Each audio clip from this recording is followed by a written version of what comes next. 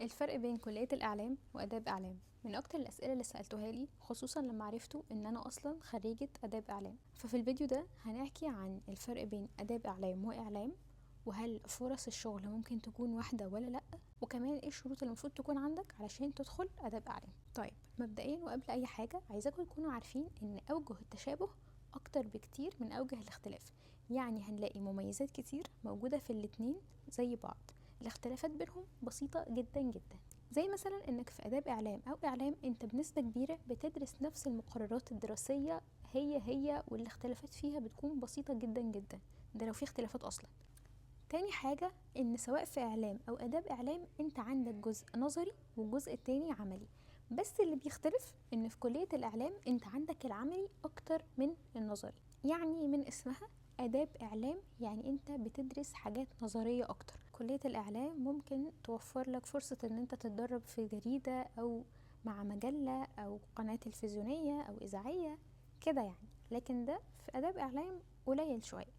بس مثلا أنا كنت خريجة آداب إعلام قسم سوهاج، كان في استديو مجهز، ده غير أن القسم بيعمل رحلة بتبقى عبارة عن رحلة علمية، يعني أماكن زي جريدة الأهرام، اليوم السابع، الحاجات دي يعني.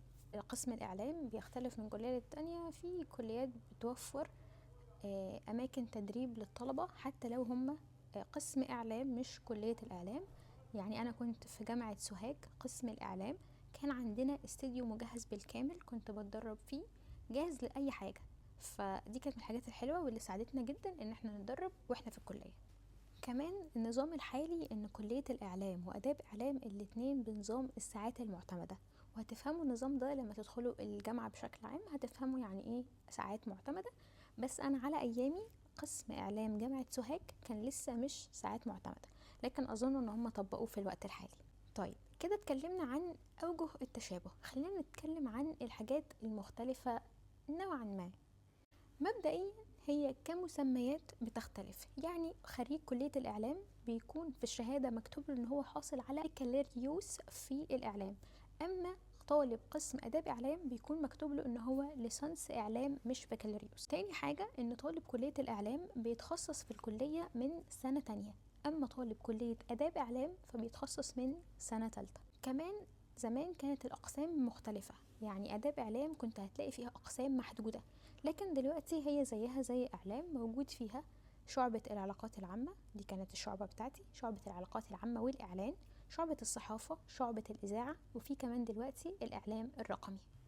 طيب ده كده بالنسبة للاختلاف بينهم هما الاتنين. نتكلم بقى عن لو أنا عايز أدخل كلية الإعلام أو آداب إعلام، إيه الشروط اللي المفروض تكون موجودة عندي؟ طيب قبل ما نبتدي عايزاكم تبقوا عارفين إن بنسبة كبيرة كلية الإعلام وآداب إعلام الشروط بتاعتهم واحدة. أول حاجة المجموع بتاع الثانوية العامة، وده حاجة بديهية جدا. تاني حاجة في حاجة اسمها المجموع الاعتباري. يعني ايه المجموع الاعتباري؟ يعني هما بيعملوا مجموع كده بيكون عبارة عن مجموع اللغات بتاعتك والمجموع الكلي، في حسبة كده بيحسبوها، المفروض ان انت يكون في مجموع معين ما تقلش عنه علشان تقدر تقدم على القسم. بس يعني دي بيكون حسب درجتك في الانجليش وحسب درجتك في باقي اللغات. وطبعا من اهم الحاجات وتالت حاجة ودي من الحاجات المهمة جدا هي الاختبارات بتاعة القدرات. اول حاجة انت بيكون عندك اختبارين في كلية الاعلام وفي اداب اعلام برضو اتطبقت، يعني انا فاكرة انا قدمت على كلية الاعلام وقدمت في اداب اعلام، الاتنين رحت فيهم امتحان ورقي، كان امتحان القدرات وكان ورقي، وبيكون عبارة عن معلومات عامة وشوية اسئلة بيختبر فيها مدى ثقافتك المامك للمعلومات بشكل عام. بيكون عبارة عن معلومات عامة بس حاجات ثقافية، يعني بيسألك عن رؤساء الوزراء، الرؤساء اللي حكموا سواء في مصر أو برا مصر، بيسألوك عن الكورة، بيسألوك في الرياضة، بيسألوك في التاريخ، بيسألوك في كل حاجة حرفيا.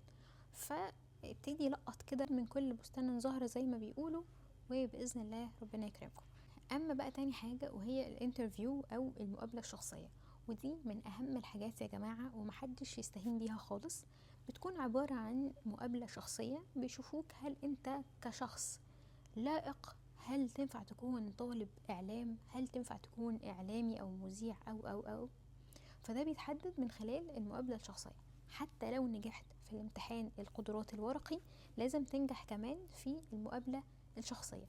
بتكون عبارة عن ايه؟ بيدردش معاك شوية، بيتكلم معاك، بيختبرك برضو في شوية معلومات، بيشوف طريقة كلامك، وبيشوف لو انت في حاجة انت مش عارفها. يعني ممكن مثلا يسألك سؤال تعجيزي، بيشوف رد فعلك، بيشوف هل انت هتسكت ولا مثلا هتقوله ان انت مثلا المعلومة دي فاتت عنك، فانت هترجع وتعمل سيرش وتدور عليها. المهم ان هو هيبقى بيحطك في شوية مواقف كده نفسية، بيشوف لو هو احرجك انت تقدر تتصرف ازاي وترد عليه ازاي، وهل هيبان عليك توتر ولا لا. كمان هيشوف مخارج حروفك، هل الحروف بتاعتك طالعة صحيحة ولا مثلا ألدغ في كام حرف. مبدئيا لو ألدغ في حرفين 3 بتعدي، بس لو في اكتر من كده فانت محتاج تشتغل على ده الاول قبل ما تقدم في الكلية. نيجي بقى للشغل. بالنسبة للشغل فطالب إعلام وكلية الإعلام ممكن يتساووا، بس في حالة إن طالب آداب إعلام اشتغل على نفسه كورسات واشتغل على نفسه بشكل عام، اشتغل على السوفت سكيلز بتاعته، اشتغل على البرزنتيشن سكيلز بتاعته، ازاي يتكلم، ازاي يقف قدام الناس، وهكذا. كل دي حاجات مهمة وأدوات مهمة جدا لطالب الإعلام علشان يقدر يكون في مستوى طالب كلية الإعلام حتى لو هو خريج قسم الإعلام. مجالات الشغل كتير جدا وتقدروا تشتغلوا في حاجات كتير. يعني مثلا أنا كنت قسم علاقات عامة وإعلان، ده قسم شامل حاجات كتير. ممكن تشتغل PR في شركات أو مستشفيات، كمان في دبلومة تقريبا بتتعمل ممكن تشتغل بعدها في بنك. ده بالنسبة للعلاقات العامة. طبعا ممكن تشتغل مذيع راديو أو تشتغل صحفي أو مذيع تلفزيون. في حاجات كتير. كمان دلوقتي ظهر شعبة الإعلام الرقمي، لكن أعتقد إن ده مدفوع، يعني برنامج خاص بفلوس بتدفع مقابل مادي غير الكتب والمصاريف بتاعة الكارنيه والحاجات دي. وبس كده، يا رب اكون عرفت ارد على اغلب اسئلتكم. لو حد عنده اي سؤال يكتب لي في الكومنتس، وانا باذن الله لو عندي المعلومه دي هرد عليكم على طول. ربنا يوفقكم جميعا، وحياه جامعيه سعيده، ويومكم جميل.